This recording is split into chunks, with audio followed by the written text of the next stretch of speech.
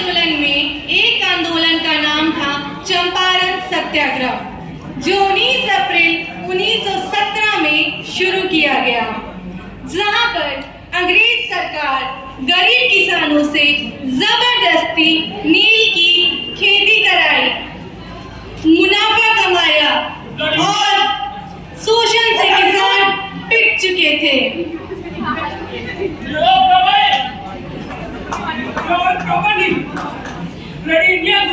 और इन किसानों को न्याय दिलाने का जिम्मा चंपारण के किसान नेता श्री राजकुमार शुक्ल जी ने ली। कांग्रेस के अधिवेशन में पहली बार श्री राजकुमार शुक्ल जी ने अपनी दुख सुनाए। राजकुमार शुक्ल जी ने गांधी जी से मदद मांगी कि वे खुद चंपारण आकर देखिए कि वहां के किसानों की हालत कितनी खराब है। गांधी जी ने किसानों का यह निमंत्रण स्वीकार किया।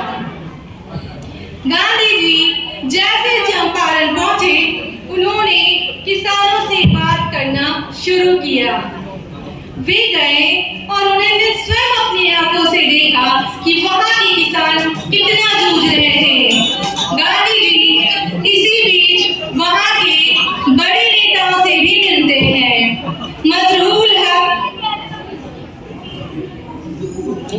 और राजेंद्र प्रसाद। वे उन्हें समझाना चाहते थे कि वे क्या कर रहे थे, लेकिन अंग्रेज सरकार ने डर के मारे गांधी जी को गिरफ्तार कर लिया और उन पर मुकदमा चला दिया।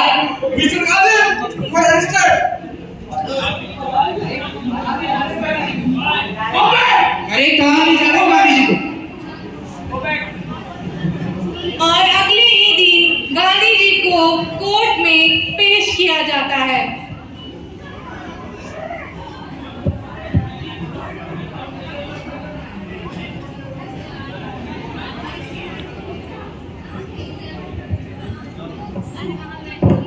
भैया भैया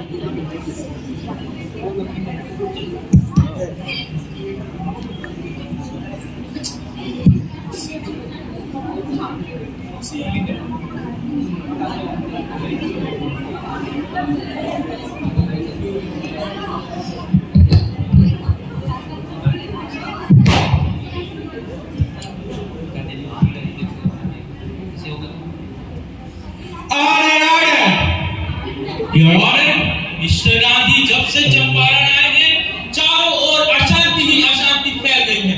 मुझे ऐसा लगता है इन्हें यहाँ से चले जाना चाहिए।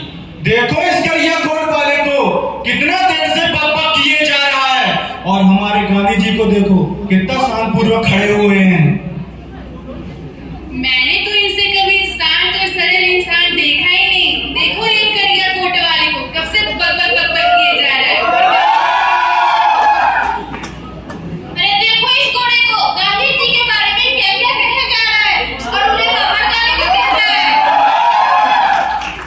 क्यों जाएंगे ये वापस?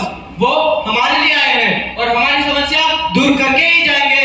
नहीं जाएंगे, नहीं जाएंगे, नहीं जाएंगे। और आप सब लोग शांत हो जाइए। आपको अपनी सफाई में कुछ कहना है mister Gandhi? Yes my Lord, मैं आपकी आज्ञा के अनुसार कहना चाहता हूँ कि अगर इन चंपारण के किसानों की सहायता करने कोई अपराध है तो मैं हूँ अपराधी। बातों को यूनाइट करिए मिस्टर गांधी। हमें पता है चंपारण के किसान को भड़काने के पीछे आपका ही हाथ है। वकील साहब, मैंने ऐसा तो नहीं कहा।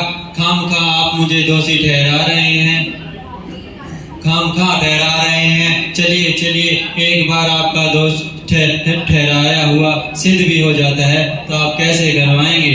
देखिए योर ऑनर, देखिए ये आदमी कितना चालाक है। ये अपनी बातों को मानता भी है और नहीं भी मानता है। ये खामखा कोर्ट का वक्त जाया कर रहा है। मिस्टर गांधी, आपको जो कुछ भी कहना है सीधा और साफ कहिए। जी माय लॉर्ड, मैं जो भी कह रहा हूँ साफ सीधा और सत्य कह रहा हूँ, लेकिन मेरी बदकिस्मती तो देखिए, वकील साहब मुझसे बार बार सवाल कर रहे हैं, मैं उनका जवाब सीधा साफ और सत्य दे रहा हूँ, तो भी ये मुझे बार बार बुलाए जा रहे हैं। ठीक है, तो आप अपनी आखिरी बात बोलकर मुझ पर कृपा करें। जी हाँ, क्यों नहीं माय लॉर्ड, मैं आपको बार बार बता रहा हूँ कि मैं यहाँ राजकुमार शुक्ल जी के कहने पर यहाँ आया हूँ। उन्होंने मुझे चंपारण के किसानों की व्यथा सुनाई और उसके उपरांत जब मैं यहाँ आया तो यहाँ के किसानों की स्थिति शुक्ल जी ने जो बताई उससे भी ज्यादा दयनीय थी। अच्छा, तो ऐसा भी क्या देखा आपने मिस्टर गांधी? वकील साहब, मैंने यहाँ देखा कि यहाँ के छोटे छोटे किसानों के छोटे छोटे बच्चे भूखे मर रहे हैं, उनके पिता माता और बुजुर्ग भूखे और गंदगी से मर रहे हैं। और आपको विश्वास नहीं होगा माय लॉर्ड, यहाँ के किसान मेहनत मजदूरी करते हैं और इनको ना तन पे ढकने के लिए कपड़ा मिलता है, ना खाने के लिए 2 वक्त की रोटी। कानून को मानना प्रजा का फर्ज है मिस्टर गांधी। इस कानून के बदले इन्हें तरह तरह की सुविधाएं मिलती है। वकील साहब, किस कानून की बात करते हैं? ये भोले वाले किसान भाइयों को 2 वक्त का खाना तो मिलता नहीं है, इन्हें क्या मतलब होगा किसी कानून से? अच्छा मिस्टर गांधी, तो अब आप कानून को चैलेंज करेंगे? नहीं वकील साहब, मैं कानून को चैलेंज नहीं कर रहा, मैं तो बस इन गरीब किसानों की प्रश्नों को आपकी सरकार के सामने रख रहा हूँ। जो काम मैं कर रहा हूँ वो काम आपकी सरकार को करना चाहिए। सरकार को आपके आदेश की जरूरत नहीं है मिस्टर गांधी। वकील साहब, आपको बता रहा हूँ, मैं तो बस इन गरीब किसानों को के लिए कर रहा हूँ। इनके लिए मुझे लड़ाई भी लड़नी पड़े तो हाँ, मैं अहिंसा के मार्ग को अपनाकर इनके साथ लड़ाई भी लड़ूंगा। अच्छा अच्छा मिस्टर गांधी, योर ऑनर, अब तो ये हमें लड़ाई की धमकी दे रहा है। मिस्टर गांधी, आप यहाँ ऐसे शब्दों का प्रयोग ना ही करें तो अच्छा होगा। सॉरी माय लॉर्ड, मैं तो यहाँ के भोले भाले किसान भाइयों का साथ दे रहा हूँ और उनको जब तक इंसाफ नहीं मिलेगा मैं उनका साथ देता रहूंगा। ऑनर, इनकी बातों पर ध्यान ना दिया जाए कि ये चंपारण क्यों आए थे? वकील साहब, आप गुस्सा ना करें, आपको बार बार बता रहा हूँ, मैं चंपारण के किसानों को इंसाफ दिलाने के लिए आया हूँ और इनके साथ खड़ा होकर सत्य और अहिंसा के मार्ग पर चलकर इनको इंसाफ दिलाऊंगा। इसके लिए सरकार मुझ पर कोई कार्रवाई करेगी तो वो सह लूंगा मैं। मिस्टर गांधी, अगर आपको लगता है कि नील की खेती में कुछ गड़बड़ी हुई है तो पुख्ता सबूत पेश करिए। यस माय लॉर्ड, मैं पुख्ता सबूत भी लाऊंगा और वो भी सत्य और अहिंसा के मार्ग पर चलकर। तो ठीक है, disco is adjourned for today. Gandhi ji की, गांधी जी की, गांधी जी की।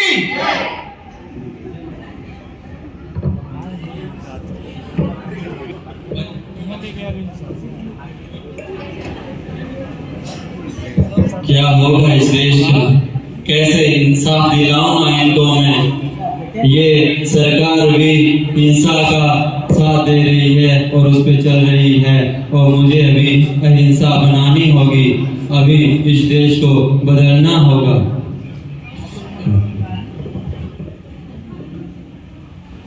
प्रणाम गांधी जी। प्रणाम शुक्ल जी। और कैसे हो आप? सब खैरियत गांधी परिवार जी। कुशल मंगल तो है आपका? जी हाँ। प्रणाम राजेंद्र प्रसाद। अस्सलामुअलैकुम गांधी जी। और शुक्रिया, कैसे हैं आप मुनव्वर भाई? सब कह रहे हैं गांधी जी। और कैसे आना हुआ आप सबका? बापू, हमें तो लगता है अंग्रेज सरकार हमारे सामने हार मान चुकी है। अभी 3 कटिया कानून समाप्त होने वाला है। हाँ बिल्कुल सही बोल रहे हो राजेंद्र प्रसाद, इसमें शुक्ल जी आपका क्या विचार है? बापू, चंपारण का गांव का हर किसान आपके साथ है। आप जैसा बोलेंगे बिल्कुल वैसा ही होगा। हाँ, मैं तुम दोनों की बातों से सहमत हूँ। आपका क्या विचार है मुनव्वर भाई? मैं अपने साथियों से ताल्लुकात रखते हैं। आप ही है हमारे नेता, आप जो कहेंगे वही होगा। आप कहेंगे तो फांसी पर चढ़ जाएंगे। नहीं नहीं मुनव्वर भाई, ऐसा नहीं करना है। हमें तो बस सत्य और अहिंसा के मार्ग पर चलना है। हमें हिंसा नहीं अपनानी है और अहिंसा और सत्य के मार्ग पर चलकर इस लड़ाई को जीतना है। तो ठीक है बापू, अगर आप चाहते हैं कि ये लड़ाई हम सत्य और अहिंसा के मार्ग पे चल के ही लड़ें, तो ये लड़ाई वैसे ही लड़ेंगे और अंग्रेजी शासन को हम खत्म करेंगे। हाँ बिल्कुल, और अभी आपको बता दूं कि अभी हम ये लड़ाई सत्य और अहिंसा भी चलकर चलेंगे और मुझे पता है कि पूरे चंपारण के किसान मेरे साथ है। और आओ चलिए आगे की लड़ाई लड़ने के लिए अपने विचार विमर्श कर लेते हैं। जी गांधी जी। के सिलसिले में अंग्रेजों ने बहुत दांव-पेच खेले। उन्होंने गांव वाले को धमकाया, गांधी जी को गुमराह करने की कोशिश की, लेकिन गांधी जी ने धीरज और निडरता से अपनी लड़ाई जारी रखी। अंग्रेजों को यह समझ आ गया था कि उनकी हार निश्चित है। गांधी जी हार मानने वालों में से नहीं थे, लेकिन अंग्रेजों ने अपनी आखिरी तीर का इस्तेमाल किया। जैसे ही गांधी जी अंग्रेजों से बात करने जाने वाले थे, तभी कलेक्टर ने गांधी जी को चिट्ठी लिखी। इस चिट्ठी में लिखा था कि गांधी जी, आप जो भी छानबीन करना चाहते हैं वे आप कर सकते हैं, पर आप जब भी छानबीन करने जाएंगे आपके साथ एक सरकारी अधिकारी का होना निश्चित है। चाहे आप किसी गांव वाले से बात करें या किसी नेता से, आपको हमेशा अपने साथ एक सरकारी अधिकारी को रखना होगा। अंग्रेजों को लगा कि वो ये काम करके गांधी जी को और गांव वाले को डरा देंगे, क्योंकि किसान सरकारी अधिकारियों को देखकर डर जाते थे। लेकिन हमारे किसान भाई गांधी जी को देखकर निडर रहे और उन्होंने साहस बरकरार रखा और अपनी सारी समस्याएं गांधी जी को खुलकर बताई। प्रणाम गांधी जी। प्रणाम प्रणाम। और किसान भाई, आपका कैसे आना हुआ? गांधी जी हमें बचाएं। हम किसान भाइयों के साथ अन्याय हो रहा है। हम किसान भाई दिन भर मेहनत मजदूरी करने के बाद हमें एक वक्त का खाना नसीब होता है, ऊपर से इन अंग्रेजों की अत्याचार हमसे बर्दाश्त नहीं होता। हमें गांधी जी बचाएं, हमें न्याय दिलाएं। इंसाफ मिलेगा भाई, इंसाफ मिलेगा, इसीलिए तो मैं यहाँ हूँ। हमारी बात सुनिए गांधी जी, ये हमसे लगाम तो लेते ही हैं, साथ ही कोई छूट भी नहीं देते। हमारी फसल हो या बर्बाद हो गई। तुम चुप रहो, हमने तुम्हारी खेती भी देखी है और फसलें भी देखी है। किस चीज की छूट चाहिए तुम्हें? तुम हमारी सरकार पर बेईमानी का आरोप लगाता है। बापू, ये किस बेईमानी की बात करते हैं? हम गरीब किसान इनसे क्या ही बेईमानी करेंगे? बल्कि ये हमारे साथ बेईमानी करते हैं। खेत हमारा, खेती ये कराते हैं और हमें कुछ देते भी नहीं है। बापू, हमें बचाइए। आपका भी हल होगा भाई, आपका भी हल होगा। बापू, आपका अत्याचार, अंग्रेजों का अत्याचार मेरे चेहरे पे दिखता है। ये दिन भर हमसे मजदूरी कराते हैं, हमें मारते हैं। हमसे अच्छा तो इन अंग्रेजों का कुत्ता है, कम से कम 2 वक्त की रोटी तो मिलती है और हमें इंसाफ मिलेगा पुत्री, इंसाफ मिलेगा। जल्द ही ये कानून खत्म होने वाला है। अंग्रेज सरकार जल्द ही ये वापस ले लेगी और आगे की लड़ाई हम ऐसे ही अहिंसा के साथ लड़ेंगे। और आप सबको बता दूं कि ये अब किसान हमारे साथ मिलकर ऐसे ही अगर लड़ते रहे तो आगे आने वाली विकट परिस्थितियों से भी हम लड़ेंगे।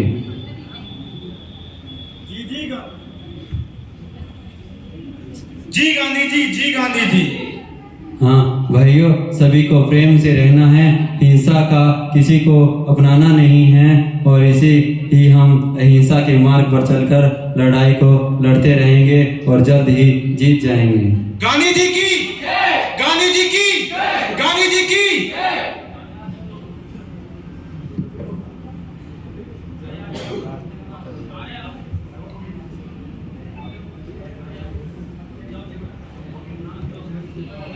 गांधी जी ने अपनी जांच को आगे बढ़ाया और जांच आगे बढ़ाते ही उन्होंने पाया कि जो नील की खेती कराई जाती थी वो जर्मनी के लिए करवाई जाती थी, लेकिन जर्मनी ने आर्टिफिशियल नील का आविष्कार कर लिया था और अब अंग्रेजों को नील की कोई भी जरूरत नहीं थी।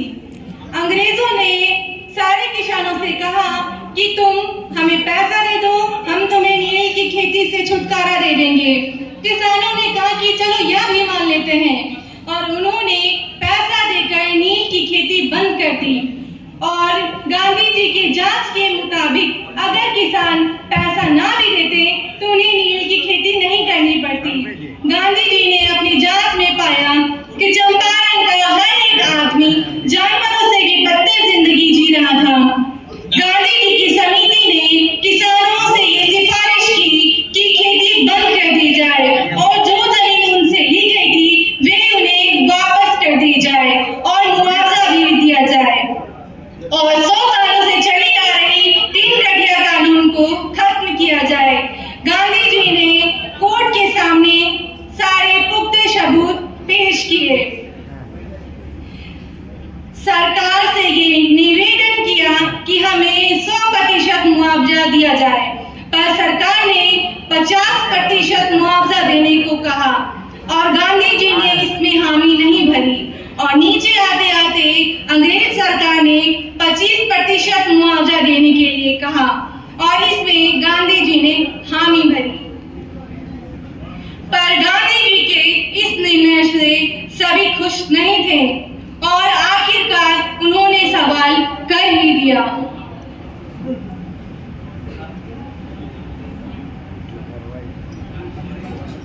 आपने तो हमसे बोला था कि 100% हमें मुआवजा मिलेगी, परंतु हमें 25% ही मुआवजा मिला। क्यों गांधी जी? ऐसा नहीं है बिटिया, लड़ाई लड़ाई होती है, पैसा महत्वपूर्ण नहीं है। अंग्रेज सरकार आज तक किसी के सामने नहीं झुकी है, बस हमारे सामने झुकी है। उन्होंने हमें 25% तो दिया, उससे में हमें खुश रहना चाहिए जितना मिले। बाकी ये अंग्रेज सरकार आज तक किसी के सामने नहीं झुकी है। बाकी लड़ाई भी हम ऐसे ही सत्य, अहिंसा और प्रेम के मार्ग पर चलकर लड़ेंगे बिटिया। गांधी जी की, गांधी जी की, गांधी जी की। और यह थी भारत की सबसे पहली सफल सत्याग्रह की कहानी। गांधी जी कहा करते थे कि खुद में वो बदलाव लाएं जो आप दुनिया में देखना चाहते हो और गांधी जी ने वही किया। उन्होंने केवल चंपारण के लोगों की